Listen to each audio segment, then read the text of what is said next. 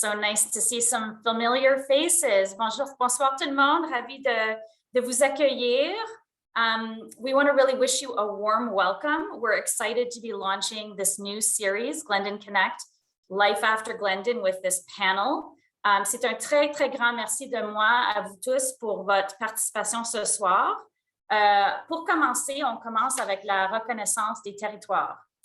As we are not all gathered in the same space, we recognize that this land acknowledgement might not be for the territory that you are currently on.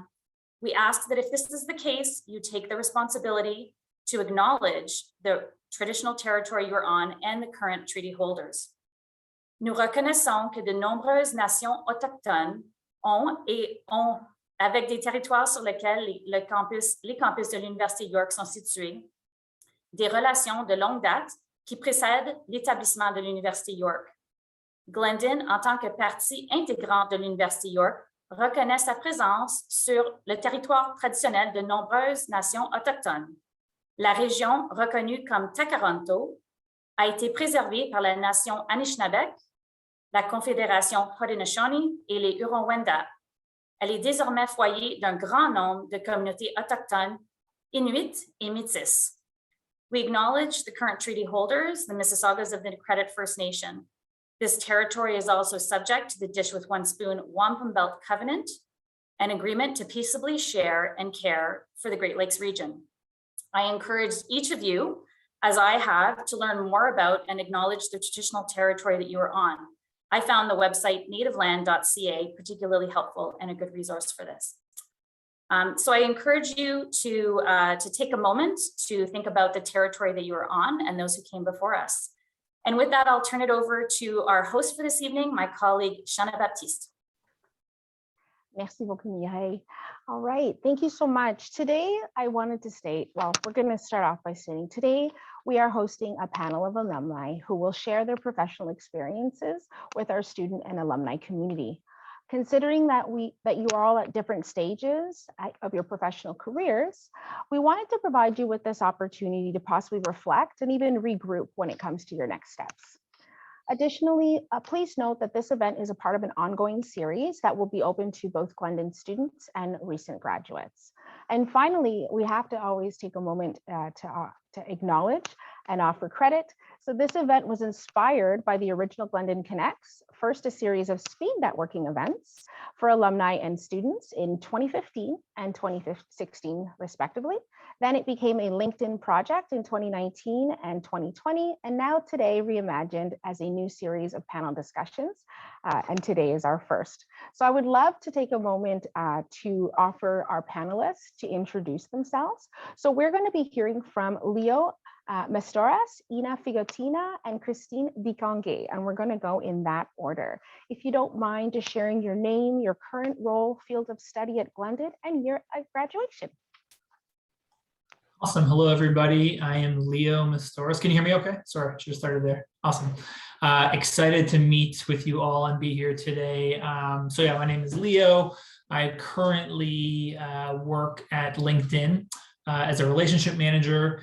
And I studied economics at Glendon, and though I technically stopped attending classes in 2010, I needed a few extra years to officially graduate. So I'm part of the 2015 cohort, although I was actually part of sort of an earlier cohort. So a little bit atypical. Happy to unpack that as I go along, but super excited to be here.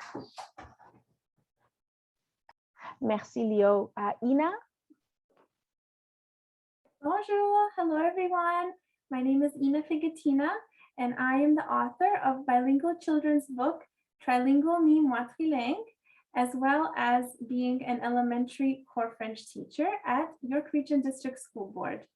I graduated from Glendon in 2015 with 2 degrees, a Bachelor of Education in FSL, French as a Second Language, and an honors BA in History and French Studies.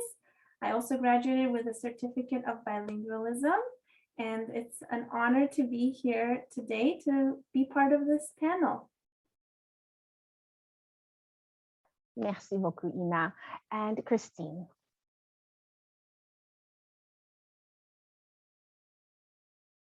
Hi everyone, my name is Christine Dikongué. I am a graduate from Glendon class 2014. I graduated in a Bachelor of Arts in Economics. Right now, I've been running for the past 2 years my global consulting, which was born out of a passion of creating advocacy points. I'm constantly looking for unlocking hidden value and creating opportunity and digital inclusion through impactful experience that empower advocates for youth, women, and minorities while leveraging entrepreneurship and technology as a tool for social impact and community building. And I recently just accepted and declined many roles. So I just joined tech startups based in New York and headquartered in London. Merci beaucoup, Christine. Wow, and on that note, before we start and jump into the questions, I'd love to remind you all, just please feel free to leave your questions for our panelists in the chat. That way we can respond to them accordingly throughout this conversation today. So merci. All right, so let's get started. The first question that we have for the panel today would be, how did you get your first job after Glendon? Comment avez-vous eu votre premier emploi après Glendon? And this actually will be going out to all of our panelists, so feel free to respond in your language of your choice. Let's start with you, Leo, if you don't mind. Sure, yeah. So great question. My first role started, I guess, in my third year summer. I took an unpaid internship at a sports marketing agency just through somebody in my network. Kind of did some cold calling one day and was able to uncover that there was this unpaid internship opportunity. And then coming out of school, I think I hinted earlier, I didn't officially graduate in 2010 when I sort of temporarily stopped going to school. I knew I just wanted to work. I wasn't in a great place from I would say from just a grade standpoint. I hadn't really figured out exactly when I was gonna try to finish my degree, but what I knew is in my early 20s, I was very hungry. So I started working. And so I ended up getting hired full-time after my fourth year at Glendon. And then along the way, over the course of the next several years, worked as a part-time student while working full-time, basically as a sales coordinator, just kind of figuring out like what I liked about the corporate world, maybe what I didn't like. I thought coming out of school, sports was my calling because I just grew up playing and loving sport. And if I could work in sports in some capacity, that like this would be the perfect opportunity for me. I quickly learned though that didn't necessarily have to work in sports to get my fix kind of outside of working. And so it was an amazing experience just to learn how companies operate, learn about how not to manage in some cases, but it ended up setting me up nicely for my next opportunity a few years later. So that's kind of a long-winded answer, but yeah. No, that's perfect. Thank you. That'll actually segue into our second question. Awesome. in the coming minutes. Thank you for that. Ina, would you like to answer this question? Merci. So I was hired by York Region District School Board shortly after I graduated from Glendon. I graduated with both of my degrees at 23 years old, and I started working at 23 as well. And this is my 6th year working with the board and teaching French. And I have to say, having my specialization in French and my bachelor in education, as well as the certificate of bilingualism in English and in French, in addition to the practicum experience that I had during my Bachelor of Education concurrent program, it really made me well equipped to be an excellent candidate to be a core French teacher for the board. So I am very happy with my choice of post-secondary institution, and I was very happy when I was hired on the spot at 23, freshly graduated, and it's something that I'll always remember. That the principal and vice principal who interviewed me, I was so eager to get my teaching career started, and they asked me to give them a moment after the interview, and then they invited me back in 30 seconds later and offered me the job. So I'm very happy that I did my post-secondary studies at Glendon, and that I was able to land the job of my dreams. I always dreamed to be a French teacher at the elementary level, and my dream came true. So that's a little bit about how I got my first job after Glendon, and I will share a little bit more later on about how I became an author in one of the other questions that's coming up. Merci, Thank you. Ina. You've done this before. Thank you so much. And of course, last but not least, Christine, s'il vous plaît, would you like to answer this question? I feel like you do. You're on mute though. Yeah, so for me as a Francophone, so my first language is French. I'm seeing some Francophone. Can you just say I know who you are. I see Fatima, I see Yvon, I see Yves. I know they're Francophone. There may be other Francophone, but I know them personally. So thank you for joining. So for me as a Francophone graduate, French being my first language, and I was an international student when I moved to Canada, the first thing that I would say to, if you're an international student, every year, try your best to find a summer placement, because then you will end up graduating with the master, with your bachelor, and entering into a competitive environment where you have no experience.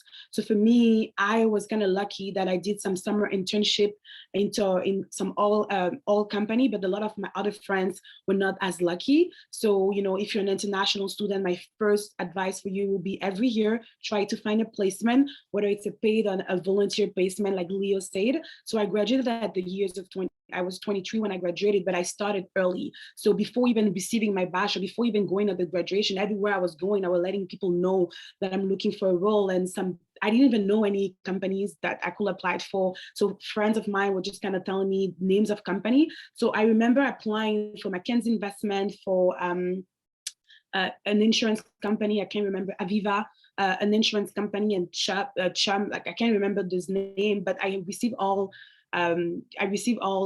offer before graduating, and I went for McKinsey Investment, where I started in client relation, like every Francophone will start. But I challenged myself every year. I needed to change position, because when you're Francophone talent, it's very easy to be trapped into this like bilingual client relationship, and you're not able to really drive as a professional, because you just stay in that language framework. So for me, every year I will push myself to find out opportunity within McKinsey Investments. So that's kind of how I started my career.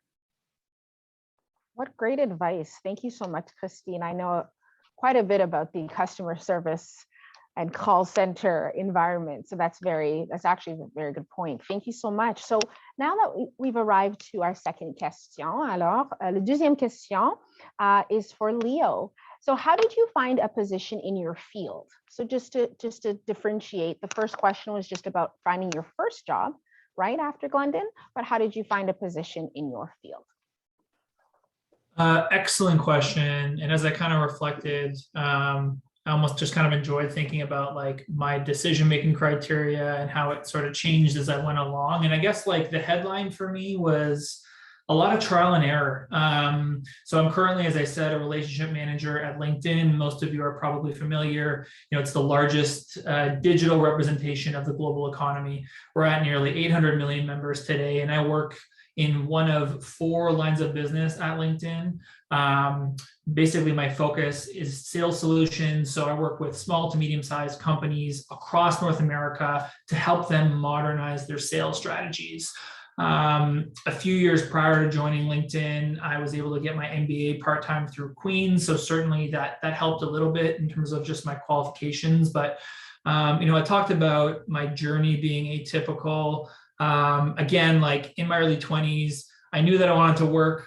I wasn't necessarily the most studious person. And so while there are, I think, a lot of paths for people coming out of school, if you're looking into accounting, if you're looking into law or, med school or something, there's a lot of degrees out there that don't necessarily give you a clear sort of vision on like what you should be pursuing. And so, and just in terms of trial and error, I kind of see like your 20s as like an opportunity to figure out what interests you, but importantly to figure out like what doesn't interest you. And so as I went along, I'm in my early 30s now. I've been working for 10 years. I mentioned I worked in sports marketing, realized that like I didn't necessarily love the sports marketing piece, but I did like the sales piece. So I pursued that in another industry, recruiting and staffing, which was like business to business sales, where I was working with all sizes of companies, helping them to find and retain talent in the workforce. And although I did quite well there, I also realized that like I didn't have a passion necessarily for recruitment. It was more so that sales piece that really got me going. And so I was fortunate that, as I mentioned, I was able to do my MBA to make me more well-rounded, because I knew once I was ready to leave there, like I was going to pursue something in tech. Tech was super important to me. And I probably spent about 3 or 4 months in the summer of 2019 when I did finally pivot to LinkedIn, just networking like crazy. That meant spending time every morning looking at job postings and seeing who worked at the companies that I wanted to work for, or importantly, who had like second degree connections at these companies I wanted to work for. And I'm not kidding, I probably had close to 30 or 40 like coffee conversations, informal discussions about career opportunities. And it just felt like I kept coming back to LinkedIn, was super impressed with the caliber of people that I had met. And ultimately, after a few tries, I didn't get into LinkedIn the first time, but I took the feedback from my first round, applied it to my second round. I was able to kind of hit a home run, and fortunately, things have gone well so far. So it's kind of a long-winded way of answering, but yeah, that's where I'm at. No, that's actually perfect. Thank you. It's as if we all practiced, because Leo, you've guided us into the second question, which we're going to ask, or the third rather. Did you have to pursue additional education in order to get ahead in your field? I'm just going to say the question in French as well, even though it's also in the chat. Avez-vous dû faire des études supplémentaires pour progresser dans votre domaine? And this question is for you, Ina. Thank you in advance. So I pursued a Master of Education in Modern Languages Education, which I completed in French as part of a French cohort. I did this with the University of British Columbia, and I graduated. My convocation was this year, but I finished the program exactly 1 year ago. And I just wanted to share a little bit more about how I went from graduating Glendon and becoming a French teacher for YRDSB to doing this Masters of Education program, and now becoming an author of my bilingual children's book. So after working as a French teacher for 2 years with York Region District School Board, I got the opportunity to fly to Taipei in Taiwan to teach ESL during a summer teach abroad program with my school board. And it was during this unforgettable experience that I started thinking about where I want my career as a language teacher to go. And I realized during this experience abroad that I wanted to pursue a Master of Education in the field of learning a language, of language learning. And I found the perfect program for me because I got to continue to work full-time with the school board and do the Master of Education online part-time. So my program was 2.5 years, and the program was very specialized. It was for French teachers, for working French teachers. So you had to have 2 years minimum French teaching experience, so it was perfect. And I got to network with French teachers from all around Canada.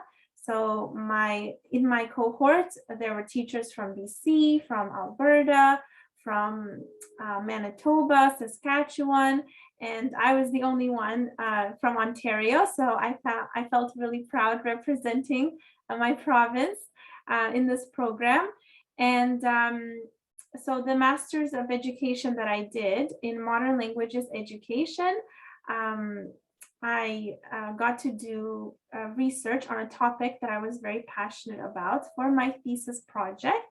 And I decided that for my thesis project, I would publish a children's book, a bilingual children's book, and focus my research on the topic of immigrant students in FSL programs. And throughout my research that I conducted for the 2.5 years that I was in the program, I learned about the benefits of using bilingual children's books in the classroom. And like I said, for the thesis project, I published my bilingual children's book. It is called Trilingual Me, moi trilingue. You can see it here in the background. It is written in both English and French, and it's the story of how I became trilingual. And it rhymes in both languages, which I'm very proud of, because it was quite a challenge to get it to rhyme in French as well as English, while keeping the vocabulary simple enough for children to understand.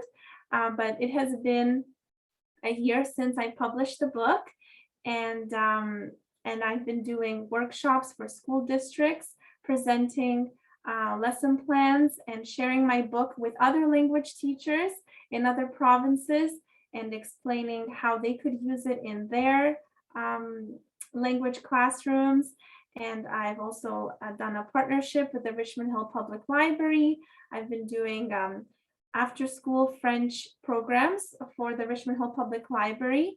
And I did a read aloud of my book, both in the spring and in the fall. And I'm going to continue my collaboration with the public library next year, which I'm very excited about. And all of this to say that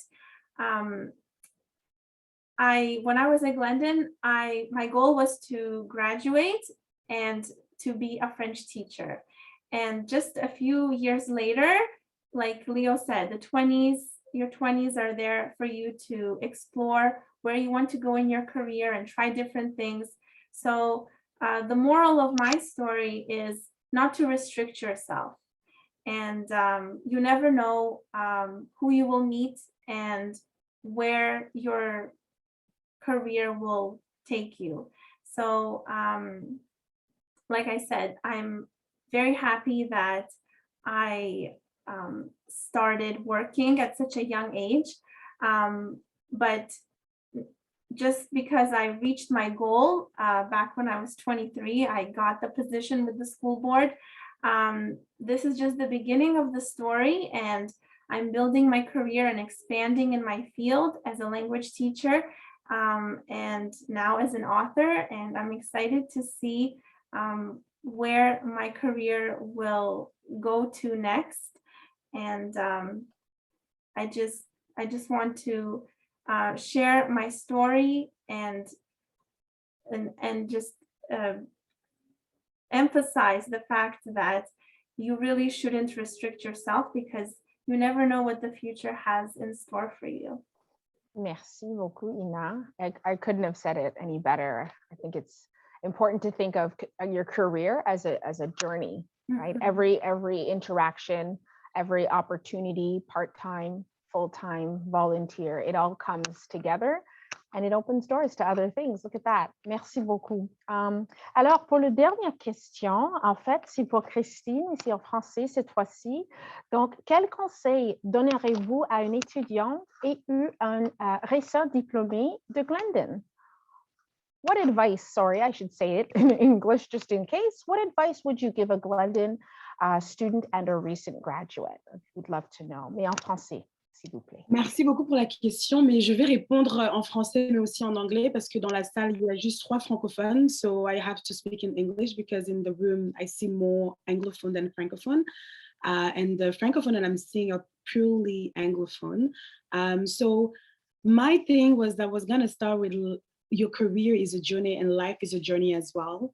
And also, I want to comment on the 2 questions before, because they all link together.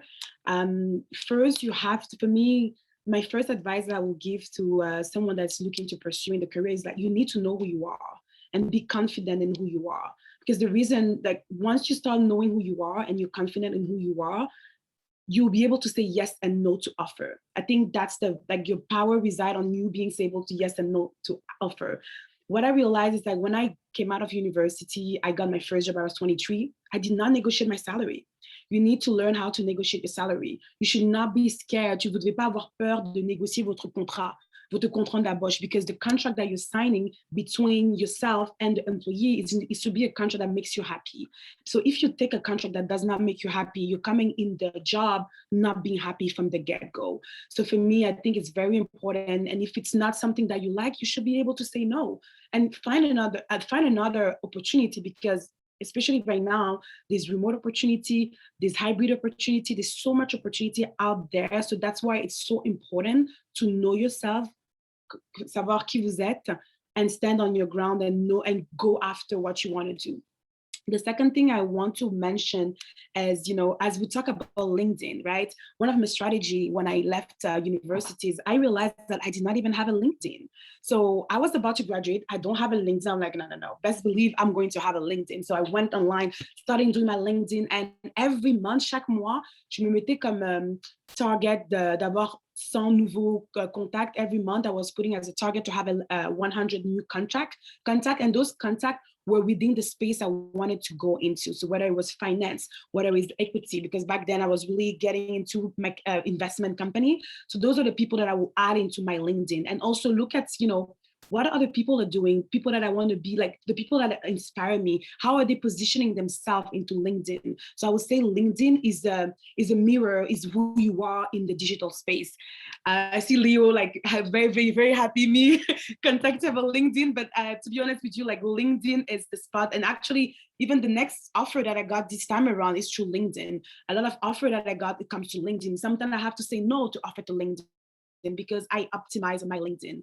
So after that, once I've done all my LinkedIn, I realized that, I need to, during my time at Glendon, I was really involved in the community. I was president of the Glendon African Network. I was vice president of the GCSU, the Glendon Student Union. And after that, I felt like, I still need to be connected with the community. So I joined non-for-profit organization. I joined boards as a youth leader, right? So you will say, okay, who's going to have me joining the board? Well, you're a youth, right? You can always join any board you want to join as a youth voice. So that's that's how I start positioning myself as a youth voice.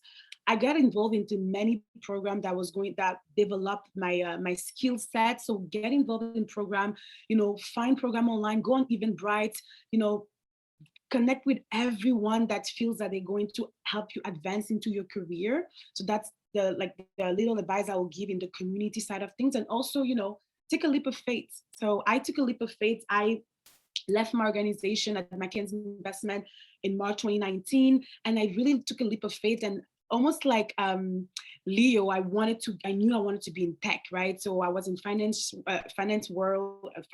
I wanted to be in tech, and I took a leap of faith and I joined a program, a program within the government of Canada that was geared toward digital government. So really learning about, what are those big challenges of all those governance outside of Canada.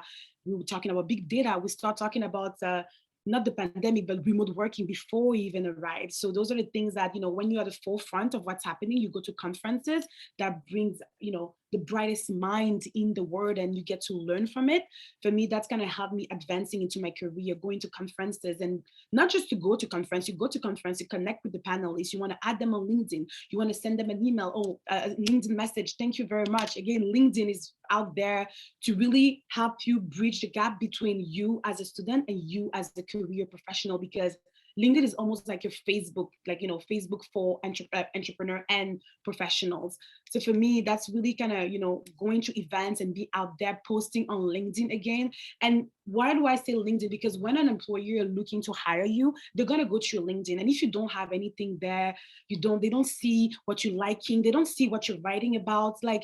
They may not be vibing with you, if I can use the word, right? But if you start posting things around fintech, you start, sharing posts around some thought leaders, sharing new articles, they will see that you're engaged. They will see that you're looking to continuous learning, right? Kaizen, they will see that you're always looking to learn. So I will advise you to, everything that you do, post every, Ina spoke about all the different certificates that she got, post that, make sure that your LinkedIn is optimized and up to date, because sometimes your resume does not capture the full like the full version of your professional self.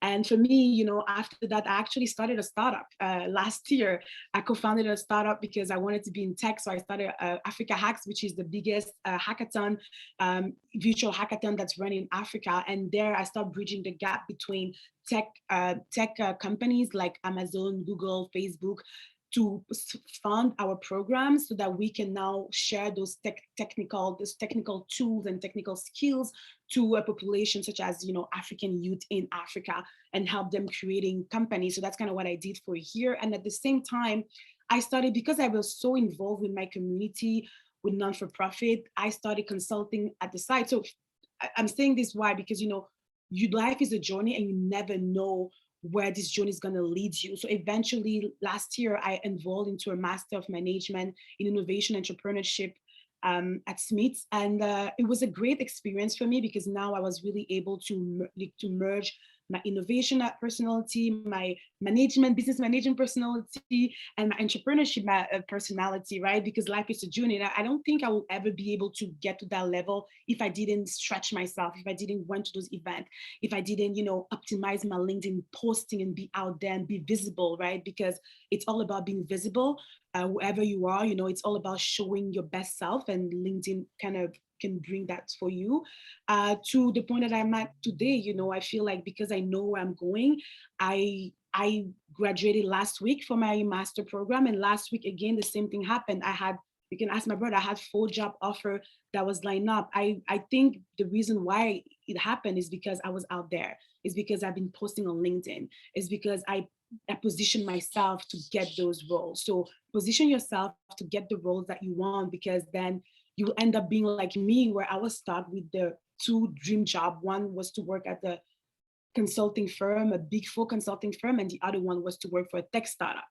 I went for the tech startup because a lot of people say, well, why would you go for a tech startup? And why did you say no to this big company? Or, well, the big company will always be there.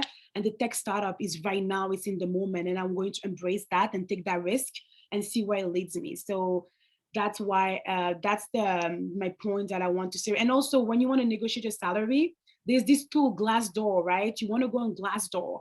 You want to go on the, what's the role, tech analysis, and what's the company, XYZ. You want to go on Glassdoor to see, okay, this is the medium, what they're going to give me. And once the salary comes to you, you can actually say no, that's what is on Glassdoor, and that's, what I'm going for, right? So you need to be able to say no and literally push, not too much, but push a little bit with the recruiter to ensure that you get the position that you want.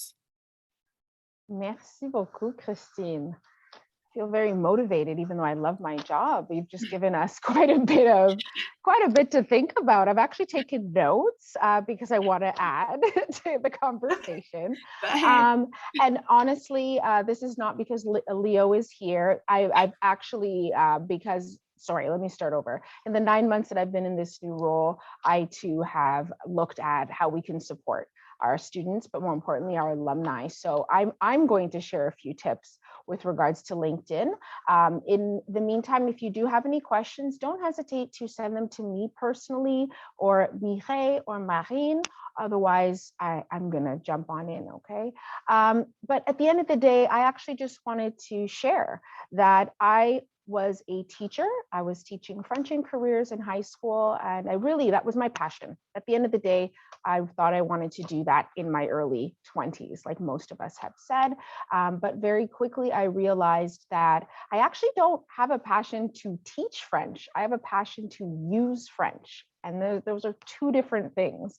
All right. So it's important to know, as all of us here at different levels and just different aspirations, that teaching something as a specialization versus using it as a skill set it's very important to know the difference. And the reason I say that is because I then realized, well, I love career development. I didn't know it was an industry. I had no idea. This is what I've done for half my life. How does this connect to LinkedIn? Well, I was willing to go back to school to be a career development practitioner program, and I was willing to take an unpaid leave. And I said, you know what, let me do a reverse search. Let me go look for job postings that actually have that diploma in the job posting to see if I would even find work. Why would you quit a job take a pay cut if you don't know. And that's how I found this job at Glendon. So it's the only job posting that had that diploma designation as a requirement. I said, okay, step one, let me see if I can contact anybody on LinkedIn who used to work in the role, because I can't quit my job if I don't ask certain questions. And sure enough, I was comfortable enough to reach out to the previous career coordinator who used to work here, because they were still working at this university in a different capacity, because I read their profile, but that let me know that they clearly love working in higher education, right? So let me reach out. So I actually sent a LinkedIn request. I waited, I didn't hear anything. So I downloaded a LinkedIn premium trial account, and that allowed me to message that person using the in-mail feature. I'm not selling this. I'm literally, this is what I did. And within half an hour, or maybe half a day, he responded, because now I use the in-mail feature, which doesn't allow it. That doesn't require us to be first connections. Sent a list of questions. He answered them. And that's how I decided to apply for the role, because I had a conversation with the person to make sure it was a good fit for me. I even messaged my current boss on LinkedIn before I applied for the job, but I asked different types of questions, because a director, someone who would oversee you, your hiring manager, is going to have a different experience than the person who used to be in the role. As a result, I created 2 new workshops at the Career and Skills Development Center because of that, right? How to create a LinkedIn profile. We already had that, but it was a little bit of like an advanced workshop. It touched on how to create one, but I realized you need to teach it in 2 different ways. First of all, you need to have a profile, right? So we have one called How to Create a LinkedIn Profile, and I made a brand new one based on my experience called How to Use LinkedIn to Your Advantage. And it's all about networking and the types of questions to ask your connections, or better yet, those that you're not connected with just yet, okay? So my third point, my other point to LinkedIn, since starting in this role, I noticed that a lot of our alumni don't access our services just because they didn't know we moved to a new platform. So I actually take the time and I reach out to people on LinkedIn. So if you graduate in June, I message you in November. If you graduate in February, I message you in July, so on and so forth, but you have to have a profile. So I actually take my time every Friday and I message our graduates to see how they're doing professionally by sending a connection with just a little note. And then I wait for them to respond, and I talk to them, because everyone's at different stages. And the reason I'm bringing this last example is because, like Christine said, some people don't have a profile. It's not a good idea. It's not because I'm not promoting the platform over another. It's just another way to network, to get to open doors. And if you don't have a profile, well, then how is the career coordinator going to check up on you after you graduate, right? So there's different ways that, you can, quite frankly, explore your opportunities. So that was just my takeaway from listening to Christine's great advice, because I think it's important to note that you can create your own destiny, and you can also just ask people questions. It doesn't hurt. Can I add a bit of color? Oh, sorry, go ahead, Christine. No. You should hire us to promote. I was just gonna say, you guys are not even talk to you. So much. We run this. So a little note, Shanna. So just so you know. So Leo might not say anything because he's trying to sell. You don't have to pay for email to send mails. It's in so. If someone doesn't have that in their profile, that, if you are not friend, you cannot send a note. But when you add a friend, when you add someone as a connection, you can send a note, and you can literally put the note quickly there. And whether they like it or not, it comes in the DM, it will come into the mail. Oh, yes, that's what I did, and I hadn't heard for 2 weeks, so I actually just stepped up my game, and I went and I got that free trial, and the only difference was he actually admitted that some people don't check their email, Christine. They don't actually get the notification because they've turned it off, and somehow in mail it was just a direct. So I just shared that during that workshop, because honestly, there are different ways to figure out if something's a good fit for you. I too encourage using Glassdoor, because you should not be asking people personal questions about if they like an employer or not. Just read it. It's just like Google reviews. But if you want to network and better understand if a role is a good fit for you, if they should pursue additional education, then that's the type of conversations I encourage through that workshop. But I heard you, Leo, wanted to jump in, and I'd love to give you the floor. I was just gonna say, I mean, thanks so much, both of you or everyone so far for sharing, your experience. And I promise that this was like not planned to talk about LinkedIn. I feel like you guys could like work here with me. But yeah, just to, I guess, to add some more context, I mean, specific to LinkedIn, and this is in no way going to like personally benefit me, but so, right now, like our vision, our goal is to create economic opportunity for every member of the global workforce, no matter if you're starting your career, if you've been working for 30 years. So this notion around having a LinkedIn profile, starting to connect with people who went to the same school as you or who are working at a job or a company that interests you is a great way to network in this remote world that we find ourselves in right now.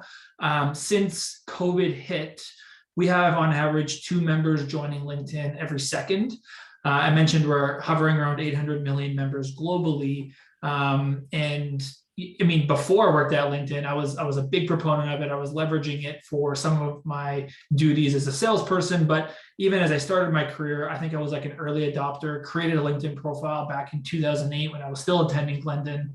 And it has definitely helped to change the trajectory of my career. You'd be surprised how many people are willing to give you the time of day if they have a friend in common, if they went to the same school, whatever it might be. It's just about carving out time to actually try to network and engage. So I love that you do it like every Friday as an example. That's great. And one other thing I'll just add that I truly was not planning on doing today, but I have access right now to 6 months of free LinkedIn Premium. Happy to give the first student that adds me on LinkedIn access to that. So I included my profile in there. Happy to give you that opportunity. We can chat a bit about how to best optimize that. So. Merci, Leo. Oh boy, c'est incroyable. Merci pour votre générosité. If we can say, that's very kind of you. Thank you. So at this time, I just wanted to ask if you haven't typed your question in, but maybe it's just easier for you to raise your hand and unmute your mic. You are welcome to do so. Otherwise, I will pose a couple of other questions that I feel might benefit the group. So I'll just take a moment, just maybe somebody wants to take that risk. Otherwise, we'll carry on. Okay, perfect. So I have a question. Sorry if I'm not looking at you, but considering did I miss something? Okay, sorry. Considering this is a bilingual campus and we all come to Glendon with different levels of French, right? Different points of just different levels. I was wondering, what was your level of French at Glendon and which opportunities did you take advantage of to work on your bilingualism? And this question is to the panelists. I know Christine mentioned she was Francophone, but I was curious, maybe Ina, would you be interested in answering that question? Yeah, do you mind posting it in the chat? This way I can make sure I touch on all the points. That's a great point. Thank you. So I came to Glendon out of a core French program. French is my 3rd language, and no one at home speaks French. I'm the only trilingual person in my family. So part of the reason why I was in the core French program at school was because it was my 3rd language and English was my 2nd language. So my parents worried that if they put me in a French immersion program, even though they could see how much I loved French, and I knew that I wanted to be a French teacher from a very young age. But because English was my 2nd language and I lived in an English-speaking environment, they were hesitant to put me in a French immersion program, especially since they didn't speak French. So I was in the core French program. I started learning French back then. We started in grade 3 in TDSB, and I took it all the way to grade 12. And then I started at Glendon in the intermediate level French class. And I really struggled my first year. And that was a real shock to me, if I'm being honest, because I went from being like a French superstar at school. And then going into my first year at Glendon, I really struggled, but it really taught me how important perseverance is. And this is something that I talk about in my book. This is something that I've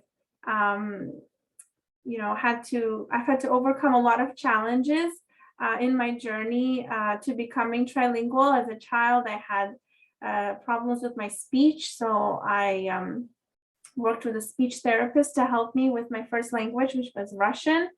And then I faced another challenge when I immigrated to Canada. I had to learn English and French at the same time. I was learning both at school at the same time.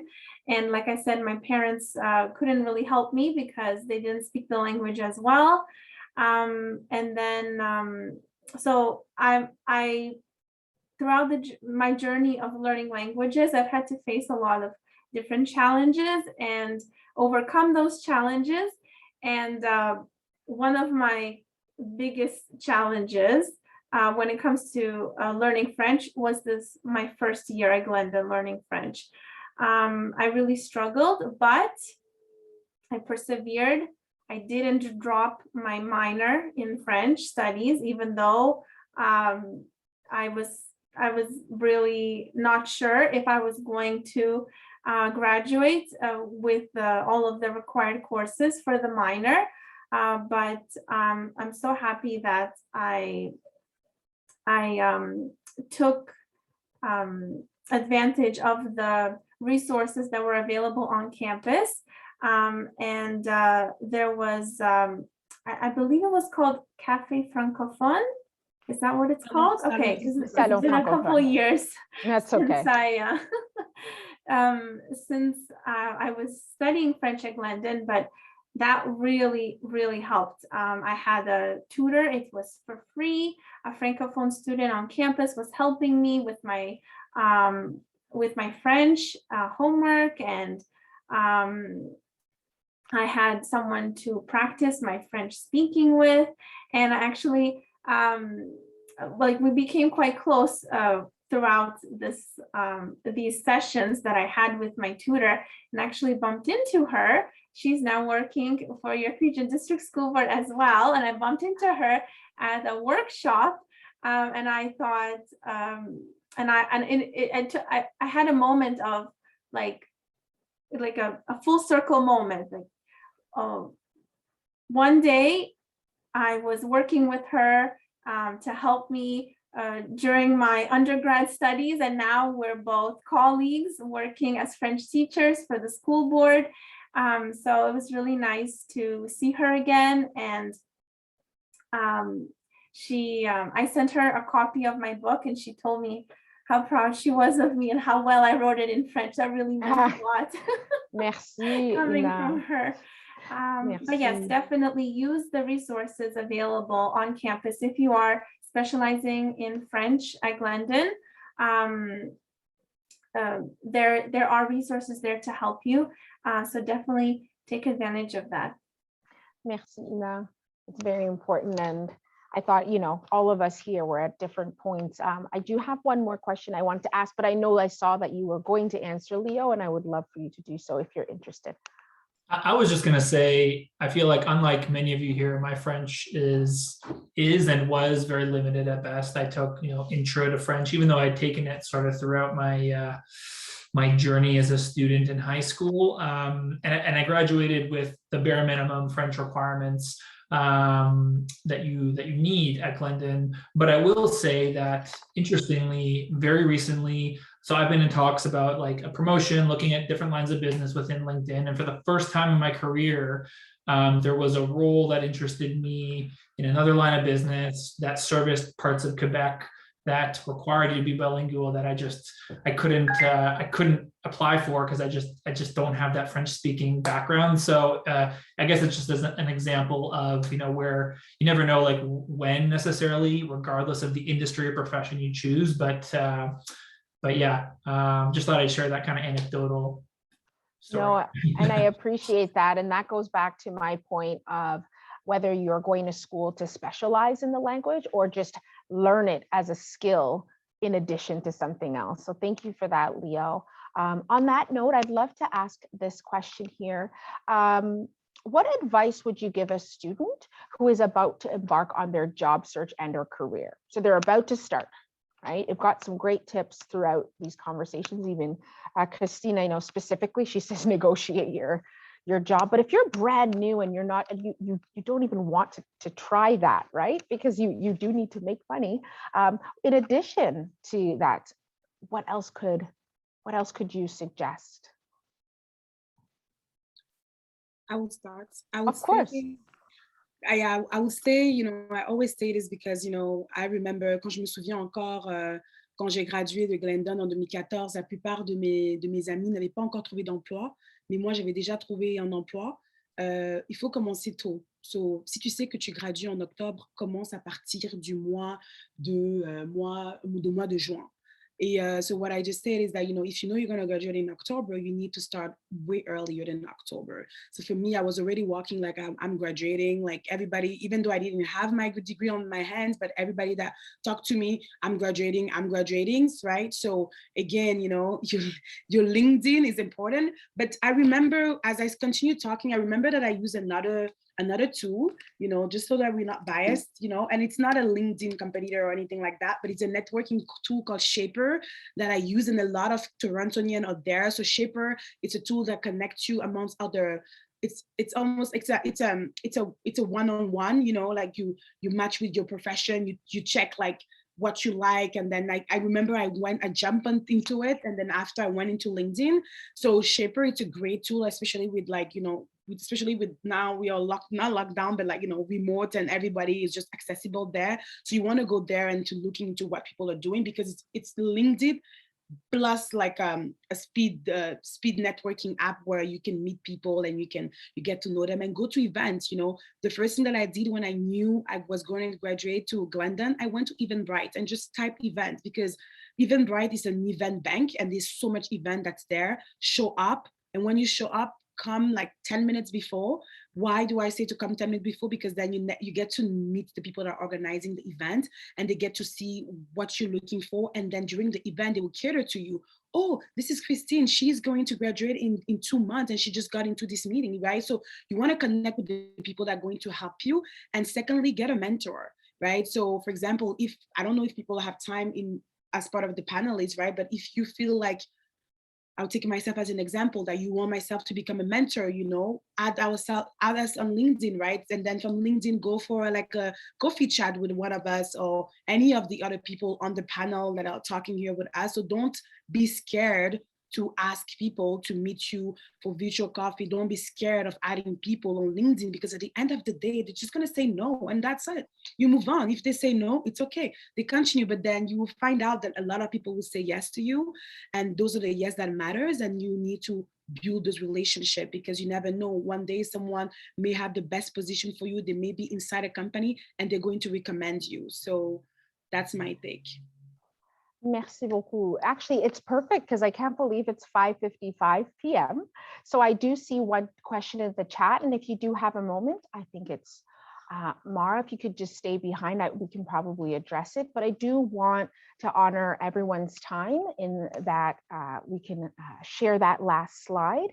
But while Marine does that, don't forget to use the services at your career center. I'm the Career and Skills Coordinator, by the way. My name is Shayna Batiste. You all have access to the services for up to 2 years after graduation. So, sometimes you don't know where to start.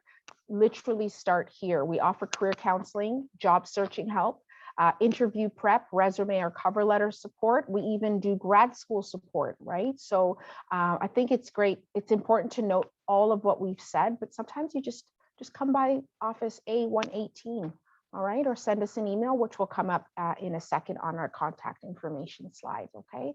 So on that note, j'espère que vous avez aimé ce point de connexion. I hope everyone had a good time connecting. That brings us to the end of this event. Merci à Leo, Christine, et Ina pour votre temps et vos conseils précieux. I think it's really important to note that they've taken the time today, this evening, to speak with us. So thank you for that. So we actually would also love to hear your feedback. So if you please could take a moment to fill out a short survey, that would be greatly appreciated. It will be put in the chat in a second. And while we wait, sorry if we can go back to the event slide.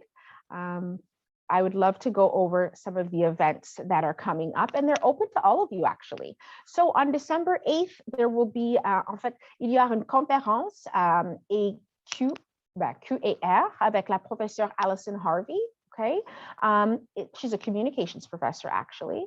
And on December 14th and 15th, I actually have some information sessions that are targeted towards alumni.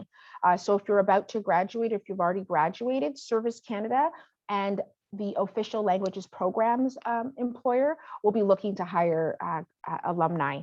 Next, on February 3rd, we have a second installment of the Glendon Connect Life After Graduation series. And this time it'll be with a panel of alumni who have careers where they use research skills. Okay, February 16th, it's our Glendon Winter Career Fair, formerly known as the Bilingual Job Fair. All right, so save the date. It'll be from 10 to 4. And we actually have one that's not there. In March, we'll be doing a third installment of this Glendon Connect series. So that's just something to note. But it's important, please note that all of these events, except for the lecture and Q&A, have to be done via Experience York, the registration. So we will be sharing these slides with you. I think they were already done. That way you can click that link at the bottom of your screen to access Experience York. And if you're not sure how to use it, we actually have a tutorial. There's a video, very quick one to show you how. Okay. And next, thank you, Marine. Merci. So if you want to reach either the Advancement and Alumni Relations Department, they are on Twitter, Instagram, Facebook, and LinkedIn. Okay, and there's their email as well. And also the Glendon Career Center for short can be found on Instagram, Facebook, and LinkedIn. And my email, or our email, excuse me, is found on the screen as well. I'll answer any questions, follow up, any support. Okay, lastly, for those who need to leave us, thank you so much for joining and be well. For those of you who'd like to, feel free to stick around for some more conversation if that's of interest to you. On gardera la salle Zoom ouverte, pardon, pour ceux et celles qui aimeraient rester et jaser un peu. Et un grand merci à tout le monde pour votre participation. So I'm not sure which of the panelists, excuse me, would like to stay for just a little bit longer, but I can at least read out the question. It says, I was hoping to ask, have any of you had an experience at Glendon through a club or a course, etc., that helped you with landing a job?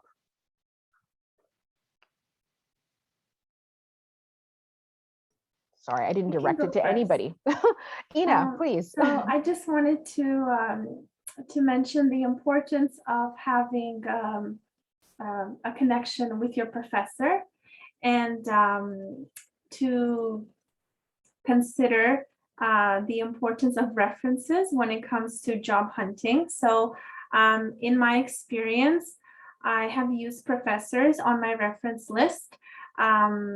So this is just something that I want to mention, since Amara mentioned using something that you had during a course, or if you're participating in a club. Definitely, it's very important to maintain those relationships and those connections, because especially when it comes to your references in the future, they will be very important. Thank you. Merci beaucoup, Ina. I'm not sure. I see both Leo and Christine have unmuted their mics. Why don't we go ahead with Leo and then Christine? Thank you for staying on. Awesome. Thank you. I was just going to say, so I was for 1 year the COO of the Glendon Economics Club, and I also played intramural hockey for Glendon. And I guess my point is I was able to build relationships outside of my immediate sort of classmates that, as I've kind of gone through my career, have either been very close friends with or just sort of stayed in touch as sort of like an acquaintance. And there have been several instances where just by knowing these people and staying in touch with them, I've gotten referrals my way, I've gotten sales leads, I've even had like career opportunities. So nothing like necessarily as a direct result of being part of a club or something. It's more about the relationships that I built, and I was able to maintain that. You really never know when they're gonna, pay off. So yeah. Merci, Leo.